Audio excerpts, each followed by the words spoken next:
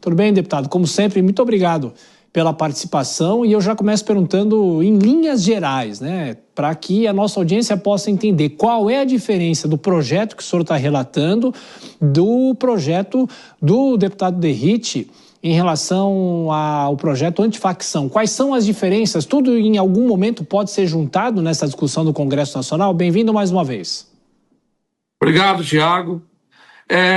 O Derrite é relator dos dois. Eu sou autor do PL 1283, que é o que tipifica as ações, a conduta das organizações criminosas como terroristas. Porque quando você isola áreas do país, comunidades, fabrica armamento pesado, cria um tribunal paralelo do crime, né? Quando você amedronta a sociedade coletivamente, com pichações enaltecendo uma facção criminosa para provocar medo, quando você controla o comércio da região, faz extorsão sobre os empresários, comerciantes, tudo isso são crimes de terrorismo. Você cria um terror naquele conjunto da sociedade. O medo coletivo é um ato de terror. E nesse ato de terror, a presença do Estado tem que ser contundente e imediata. Então, na tipificação, e o Derrite salvou isso, salvou quando ele faz a tipificação reportando a Lei 13.260, que é a lei do terrorismo, ele consegue fazer um enquadramento. Agora, quando a gente vai para a parte operacional, que na nossa lei prevê também o confisco imediato dos bens para sufocar financeiramente essas organizações, prevê, inclusive, ações de combate à preparação do crime, né? Então, para não haja um planejamento em que você não possa intervir de imediato, tudo isso você tem uma amplitude de fazer essa correção. A única diferença está sobre essa questão que no nosso projeto de lei, no 1283, a gente federaliza o crime.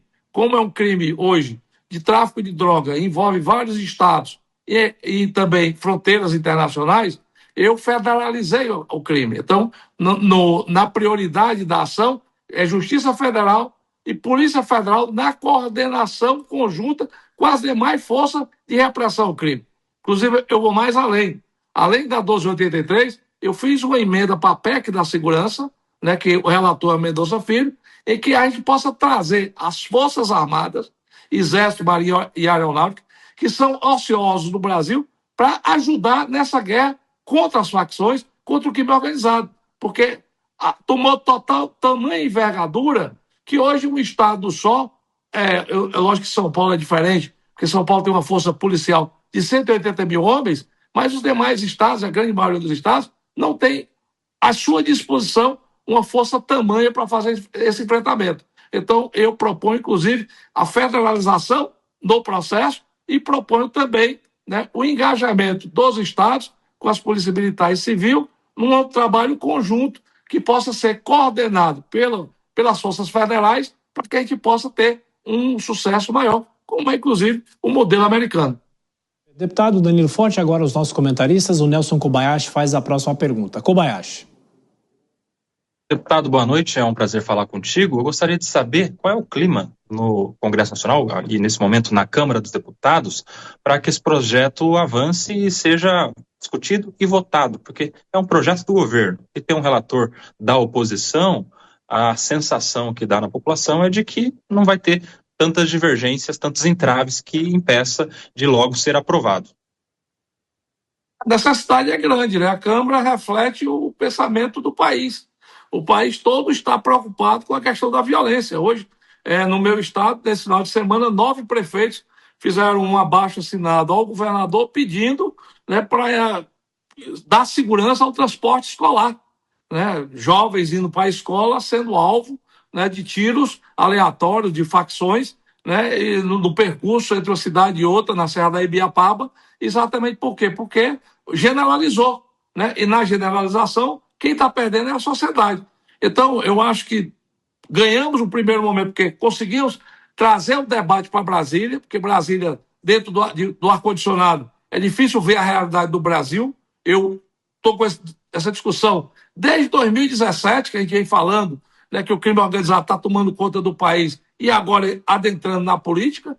Tive 2 vezes com todo o corpo diretivo, inclusive com o ministro Lewandowski, levando a ele os problemas, e muita gente fazia de conta que não via. Né? Muita gente fazia de conta que... Cheguei a ouvir de pessoas dizendo que crime organizado no Brasil não existia, e autoridades brasileiras. E está aí a realidade. Né? Essa realidade do Rio de Janeiro não é muito diferente das demais realidades dos demais estados brasileiros, não. Porque a única diferença é que o Rio de Janeiro centralizou as ações de uma das facções, que é o Comando Vermelho. Mas o país todo está sofrendo com isso.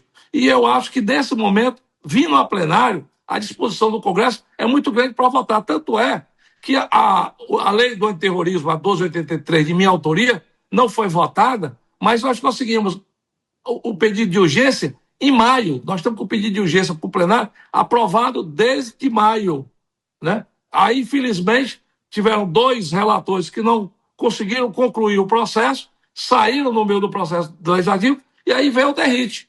Aí o DERIT veio primeiro para relatar o meu projeto e depois foi convidado pelo presidente da Câmara para relatar o projeto antifacção de iniciativa do Executivo do Governo Federal. E o DERIT, nesse primeiro relatório que eu li, né, ele consegue construir alguns consensos, como esse que eu já falei, da tipificação dos atos como crime de terrorismo. Agora, a gente precisa de unidade também, agora na questão coercitiva, na questão do enfrentamento bélico com relação a essas facções. E eu acho que a gente vai conseguir construir esse consenso. Do Danilo Forte, agora quem faz a questão é Deise Siocari. Deise. Deputado, boa noite. Eu queria fazer até uma provocação. A gente sempre vê os projetos sendo aprovados no Congresso Nacional, mas depois, na hora de implementar, parece que eles ficam no meio do caminho, né? E no caso desses, a gente tem alguns entraves, né? O senhor mesmo comentou aqui, tem a própria questão do DERIT, que o governo não apoia. O governo fala também dessa questão da ameaça à soberania.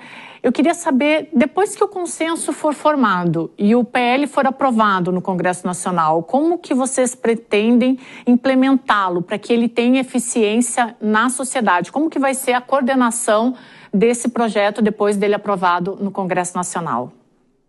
Eu acho que primeiro a gente vai conseguir dar algum tipo de proteção, principalmente aos atores, né, das ações em campo. Porque é muito comum a gente ouvir, e eu ouvi muito isso, que a polícia prende e a justiça solta. Né? Que o policial é muito mais punido e tem muito mais medo da corregedoria da polícia do que do enfrentamento aos bandidos.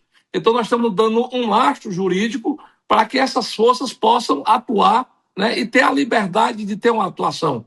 É um momento, inclusive, extra legal, né, no sentido mais amplo da palavra, de fazer com que a gente possa fazer esse enfrentamento ainda quanto tempo para salvar o Brasil. Porque ou o Brasil derrota o crime organizado, ou o crime organizado acaba com o Brasil.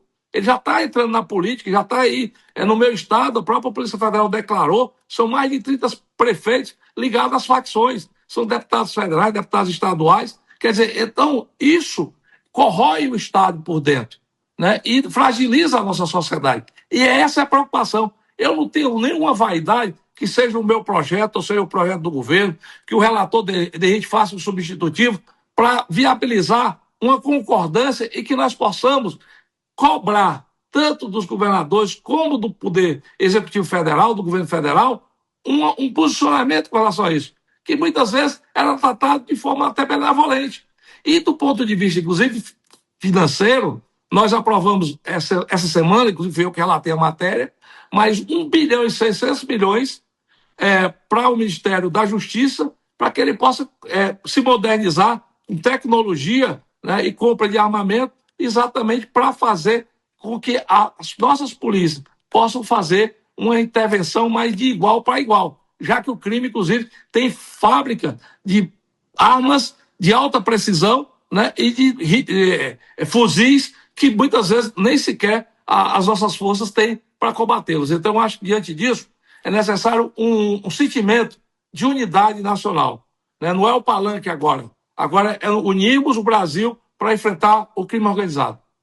Só me permite fazer a última questão, que eu divido em duas partes. Primeiro, a Polícia Federal emitiu uma nota agora há pouco, dizendo que as mudanças que o deputado DERIT está propondo no projeto dele, que inclusive é de autoria do próprio Congresso Nacional como um todo, as mudanças que ele propõe devem ser consideradas um retrocesso. E sobre equiparar as facções ao terrorismo, ao crime de terrorismo, tem muita gente falando que os Estados Unidos vão poder tomar decisões contra o Brasil, proibir visto de pessoas com base nisso. Como é que o senhor rebate esses pontos?